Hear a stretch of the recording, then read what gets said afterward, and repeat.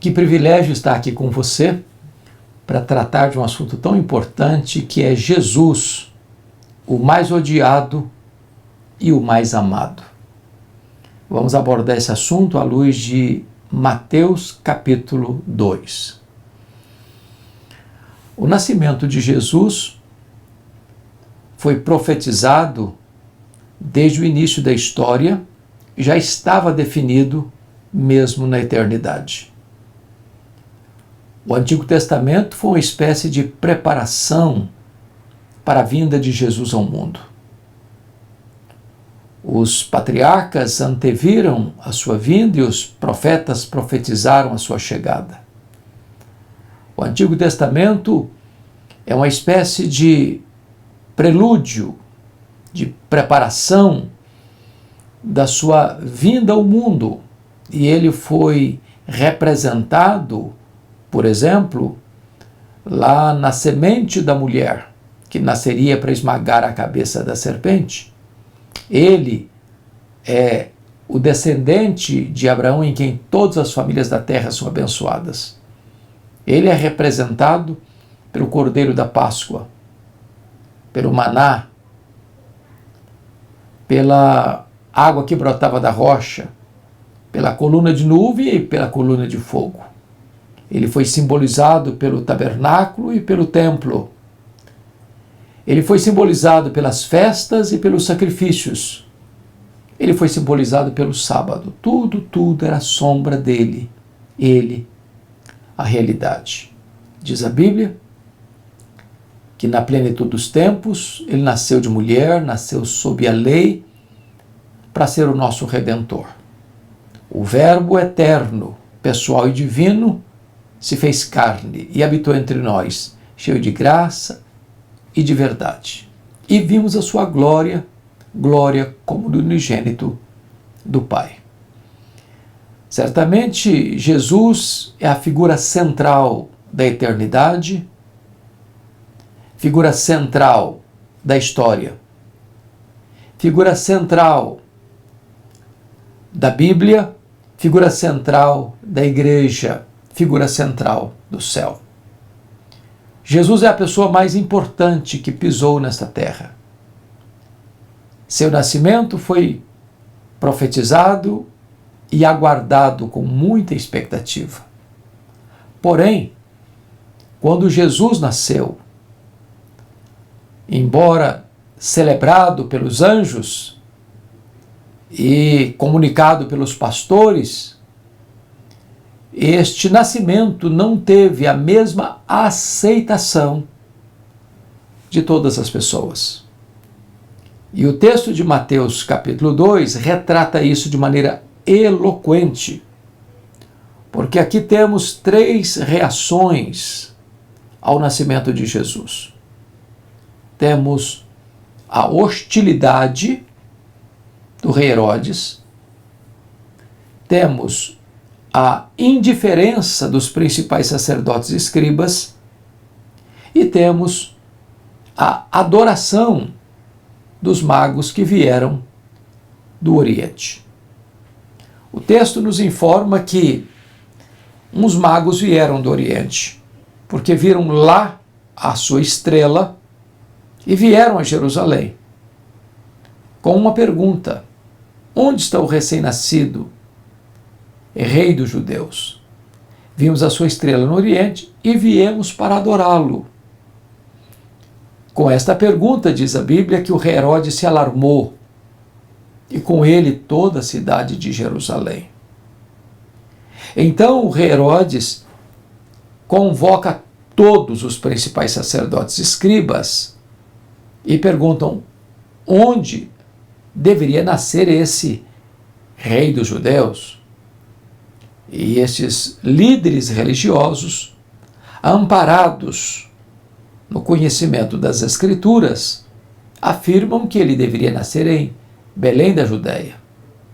Herodes, então, dissimuladamente, chama os magos e dá uma ordem para os magos irem a Belém, investigarem tudo meticulosamente e virem comunicar a ele, porque ele teria a intenção de ir também adorar este recém-nascido rei dos judeus, quando na verdade o propósito dele era eliminar este rei dos judeus.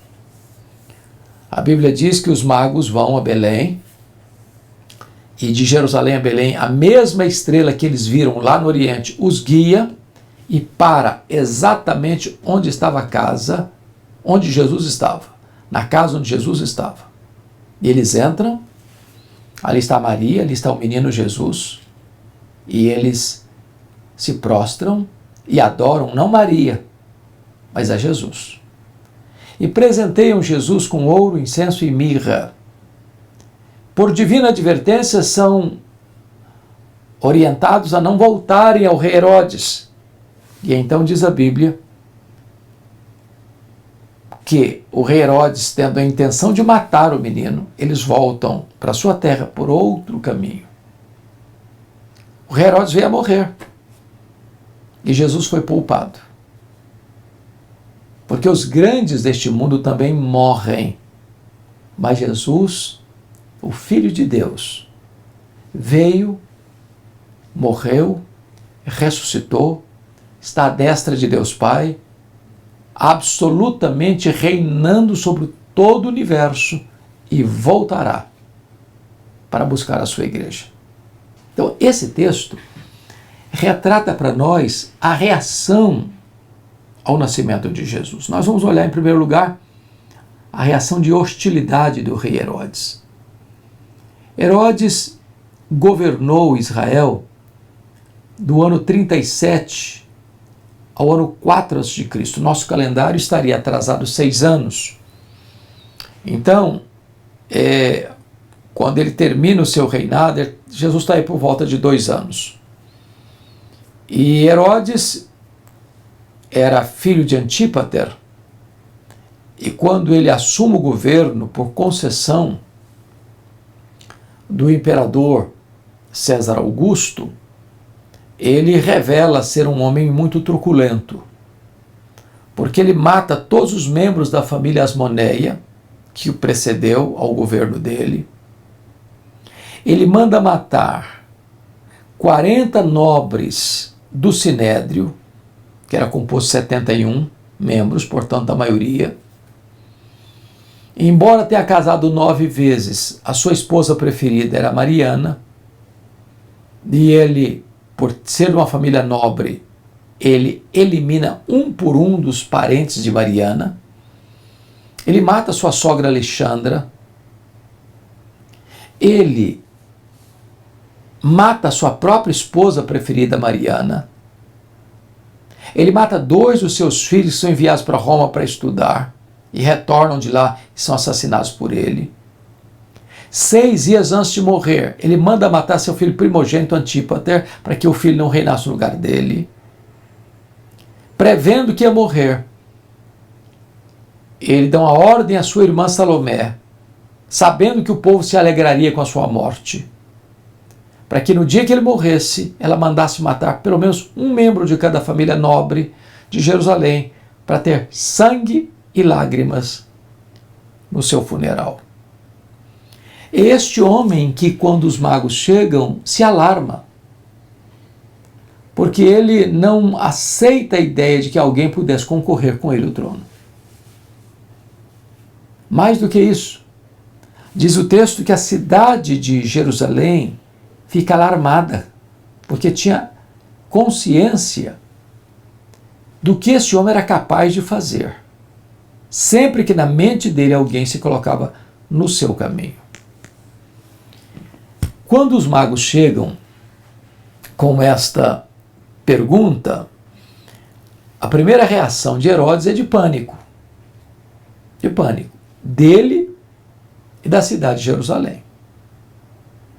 Segundo, ele demonstra uma curiosidade, porque ele reúne todos os principais sacerdotes e escribas para investigar meticulosamente onde o Messias, este rei, deveria nascer. Então ele quer se munir de informações precisas para dar um pulo, um assalto mortal sobre este menino. Terceiro, ele revela sagacidade, porque no versículo 7, com isto Herodes, tendo chamado secretamente os magos, inquiriu deles com precisão quanto ao tempo em que a estrela aparecera. Ou seja, ele quer agora identificar não só o local do nascimento da criança, do recém-nascido rei dos judeus, ele quer saber com precisão também a idade dessa criança. Ele está fazendo um diagnóstico para estender o seu braço assassino na direção desta criança. Mas ainda mais, ele tem uma estratégia sutil, porque o versículo 8 diz: e enviando-os a Belém, disse-lhes: ide informar-vos cuidadosamente a respeito do menino, e quando tiverdes encontrado, avisai-me, para que eu também possa ir adorá-lo. Então veja você que ele tem uma estratégia sutil, que é chamar secretamente os magos. Ele não quer publicidade. Ele quer anonimato. Ele quer ficar na clandestinidade. Mas agora ele retrata a sua dissimulação quando diz: eu quero ir também ir adorar o menino. E aqui ele tem morte no coração e adoração nos lábios. Há uma distância entre o que ele deseja e o que ele fala. Ele está sendo dissimulado, mentiroso, enganador. Suas palavras são macias, mas seus desejos são rudes, mortais. E aí chega a crueldade no versículo 13. Tendo eles partido, eis que apareceu um anjo do Senhor a José em sonho e disse: dispõe teu menino e sua mãe e foge para o Egito, permanece lá, até que eu te avise, porque Herodes há de procurar o menino para o matar. Então, aqui mostra a crueldade desse homem. Quando os magos são orientados a não voltarem a Jerusalém, a Herodes, mas voltarem por outro caminho, para sua terra, o rei fica furioso e manda matar todas as crianças de Belém de 2 anos para baixo e de todos os arredores. Ele queria passar um pente fino e não permitir que ninguém sobrevivesse de crianças, pensando que nessa matança generalizada, certamente não, o Messias, o rei dos judeus, não escaparia. O que é para nós consolador é o que está escrito nos versos 19 e 20. É que esse homem morreu. Como morrem todos aqueles que se opõem a Jesus. Talvez você pergunte, mas por que Jesus foi tão odiado? Por que ainda hoje ele é odiado? Porque ele está vivo. Nós vivemos num ambiente de cristofobia. Não há nenhuma religião mais perseguida do que a cristã. E esta cristofobia está presente nos poderes constituídos, nos meios de comunicação de massa, nos teatros, nos cinemas, nas mídias sociais, até nas cortes, nos palácios, nos parlamentos. Há uma hostilidade gritante, não só contra Jesus, mas contra os cristãos. Porque quando se persegue os cristãos, está se perseguindo a Jesus. E, desta maneira, Jesus vem ao mundo e aquele que está investido de autoridade, aquele que tem o poder político nas mãos, em vez de receber o Rei dos Reis, em vez de acolher o Salvador do mundo, a postura de Herodes é de ódio, é de hostilidade, é de rejeição, é de repúdio ao Rei dos Reis. Esta atitude ainda é uma atitude comum nos nossos dias. rejeitam o príncipe da paz. Perseguem os seguidores do príncipe da paz. Querem atacar com fúria assassina os valores estabelecidos pelo príncipe da paz. E o ambiente hoje é de total oposição, é de implacável perseguição e de rejeição frontal à pessoa e à doutrina de Jesus, o Rei dos Judeus. É curioso que esta rejeição é vista e é notada nestas regiões dos poderosos deste século, tanto daqueles que são investidos de autoridade política, como daqueles que levantam a bandeira da cultura, da intelectualidade. Nos grandes centros universitários do mundo, a rejeição de Jesus é frontal. Então essa foi a primeira reação. Mas esse texto nos oferece uma segunda reação.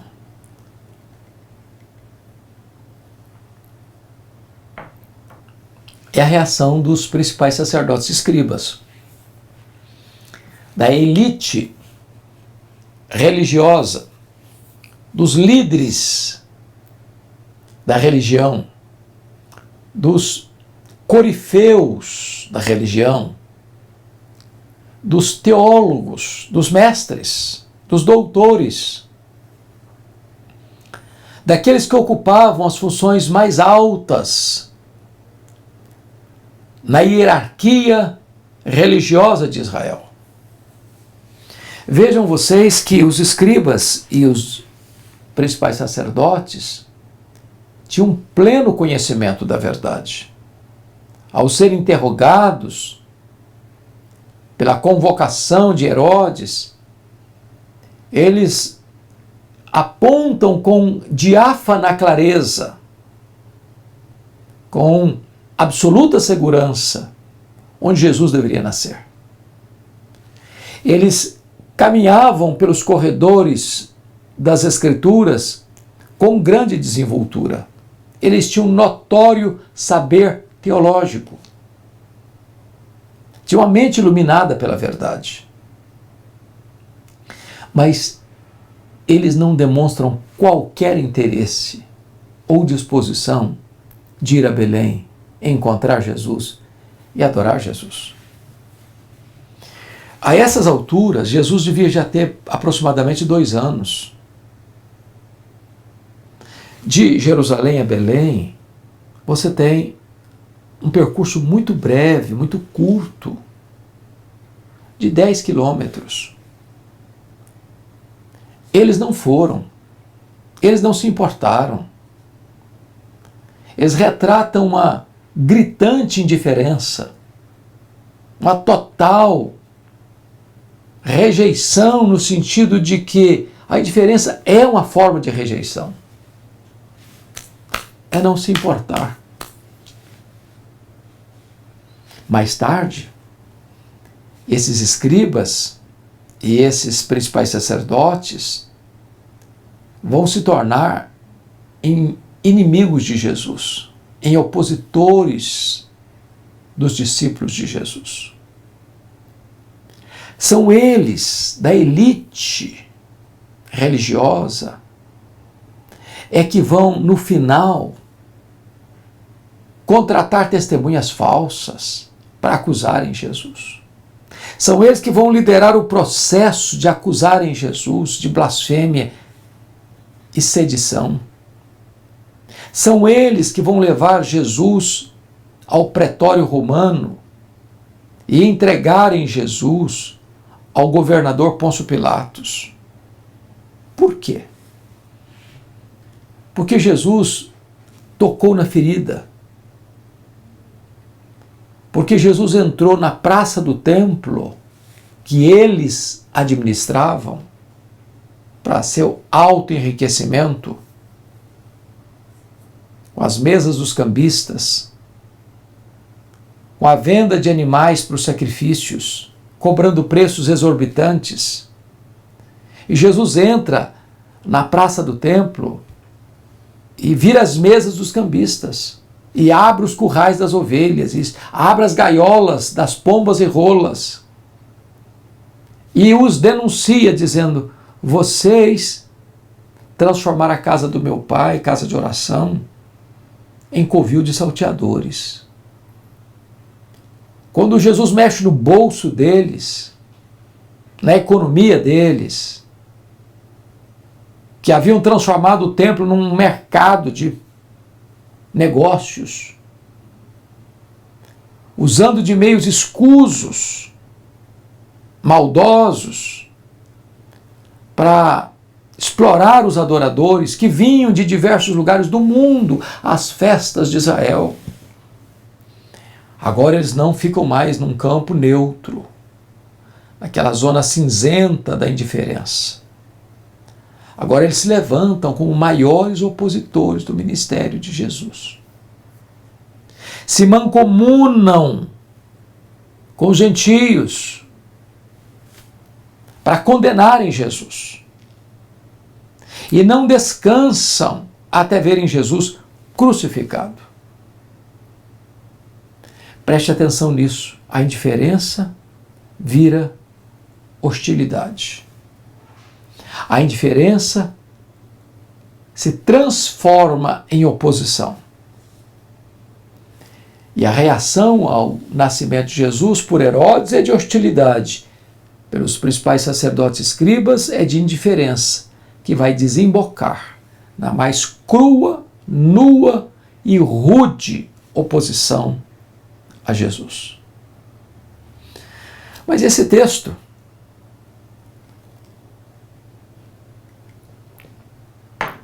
vai nos mostrar, em terceiro lugar, a terceira reação ao nascimento de Jesus, que vem da parte dos magos. E aqui talvez nós pudéssemos trazer alguns esclarecimentos, porque a tradição diz que são 3 reis magos, inclusive dando nome a esses reis magos: Belchior, Baltazar e Gaspar. Não tem nada disso no texto bíblico. A Bíblia não diz que eram 3, uns magos. Vejam que o artigo é indefinido. Uns magos. E não diz que eram reis. E não menciona o nome deles. Então, é curioso que às vezes nas peças de Natal que se fazem até hoje, você vê lá no presépio os pastores, José, Maria, o menino deitado na manjedoura e os magos. Mas, cronologicamente, isso não bate. Porque os magos não estavam lá na manjedoura. Quando eles vão visitar Jesus, Maria está morando numa casa e não lá na gruta dos pastores. É possível que já tenha se passado 2 anos, e é por isso que Herodes manda matar as crianças de 2 anos para baixo. Outra coisa que é preciso esclarecer antes de entrar na exposição é que eles não viram uma estrela, eles viram a sua estrela. Essa estrela não veio guiando esses magos pelo deserto 1000 quilômetros até Jerusalém. Eles viram a sua estrela lá no Oriente e vieram para Belém. Que estrela era esta? Era uma estrela qualquer? Não. Essa estrela não era uma estrela qualquer. Era a sua estrela.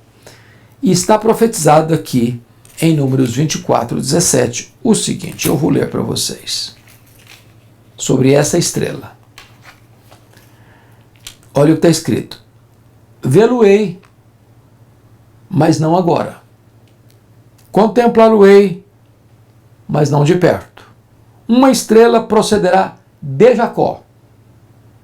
De Israel subirá um cetro que ferirá as têmporas de Moabe. Esta estrela é a estrela profética, que aponta para o nascimento de Jesus. Eles não viram uma estrela qualquer, eles eram astrólogos, eles eram estudiosos e astrônomos, eles eram estudiosos dos astros, das estrelas. Quando viram essa estrela, que não era uma estrela comum, eles entenderam que era a estrela do Messias, a estrela profetizada por Balaão. Sem toda a verdade disponível para eles, tendo apenas uma revelação natural e não a revelação especial da Escritura, esses magos fizeram a viagem de 1000 quilômetros. Talvez eles eram persas, provavelmente persas. E talvez porque nesta região você encontra o testemunho dos judeus que foram para o cativeiro, do próprio Daniel, que foi maior do que o Império Babilônico e continuou seu ministério no Império Persa. Deus havia chamado Israel para ser luz para os gentios. E aqui eles então recebem esse testemunho dos judeus que foram dispersos. E ao verem a sua estrela, eles compreendem que havia nascido então o rei dos judeus, o Messias. E aqueles que estavam longe o adoraram, e aqueles que estavam perto o rejeitaram. Viajaram 1000 quilômetros por desertos tórridos, por areias esbraseantes, por ventos gelados de noite, pelos assaltantes tão constantes e comuns nessas longas viagens pelo deserto, os terroristas do deserto, por feras, répteis venenosos. Mas eles não mediram sacrifícios e foram até Jerusalém. Por que Jerusalém? Porque lá estava o templo, porque lá estavam os escribas, lá estavam os doutores da lei, lá estavam os principais sacerdotes, lá estava o douto saber teológico. Então, se você quer conhecer Jesus, você precisa ir às Escrituras. E foi Jesus quem disse: examinai as Escrituras, porque são elas que testificam de mim. E a chegada deles em Jerusalém é importante porque é lá que eles vão fazer a pergunta específica: onde está o recém-nascido rei dos judeus? Onde está? E eles dão a prova, porque vimos a sua estrela. E eles demonstram o seu propósito: viemos para adorá-lo. Enquanto os de perto não adoram, os de longe passam a adorá-lo. Enquanto aqueles que têm muito conhecimento e precisas informações são indiferentes, aqueles que têm pouco conhecimento ou pouca informação fazem jornadas longínquas para adorá-lo. Munidos da informação dos principais sacerdotes e escribas de que Jesus nasceria em Belém, eles prosseguem a jornada. Mas o que é curioso é que os magos certamente perceberam que o rei Herodes estava dissimulando. Certamente as práticas criminosas de Herodes eram conhecidas, não só em Jerusalém, mas no mundo todo. E eles poderiam ter pensado: bom, nós não queremos entrar em encrenca, nós não queremos suscitar disputas políticas, vamos voltar para a nossa terra daqui, vamos abortar a nossa missão. Não, eles prosseguiram. E é curioso que a estrela os guia de Jerusalém a Belém. e para exatamente onde estava o menino Jesus, na casa onde estava o menino Jesus. Eles não adoram as estrelas, eles não adoram Maria, eles entram e veem Jesus, um menino, e eles se prostram, e eles adoram Jesus, o Rei dos judeus. E mais do que isso, eles presenteiam Jesus com ouro, incenso e mirra, reconhecendo o seu tríplice ministério. Ele é o Rei dos reis, recebendo ouro. Ele é o sumo sacerdote, recebendo incenso. Ele é o profeta que veio para morrer, recebendo mirra. Eles reconhecem a divindade de Cristo, o tríplice ministério de Cristo. E eles devotam o que têm a Jesus. É curioso que o texto encerra dizendo que por divina advertência eles não deveriam retornar para Belém, porque a intenção de Herodes era matar Jesus e não adorá-lo. E eles então retornam por outro caminho à sua terra. Isto é uma lição maravilhosa, porque todos aqueles que têm um encontro verdadeiro com Jesus nunca retornam pela mesma estrada. Eles voltam por outro caminho, e o caminho é Jesus. Eles não mais permanecem no mesmo estilo de vida, eles retornam por outra estrada, porque aqui houve uma transformação, um novo coração, uma nova mente, uma nova vida, uma nova história, um novo futuro. Estamos aqui celebrando o Natal, ano após ano. Sabe por quê? Porque Jesus está vivo. Você não comemora aniversário de quem está morto. Jesus disse: eis que eu estive morto, mas estou vivo pelos séculos dos séculos. E a este Cristo vivo, todo-poderoso, Rei dos reis, Senhor dos senhores, é que nós adoramos. Não seja como Herodes, hostil. Não seja como os principais sacerdotes escribas, indiferente. Seja como os magos, que, tendo a informação da verdade, ainda que não plena, buscam a Jesus. Tendo informação plena, vão ao encontro de Jesus.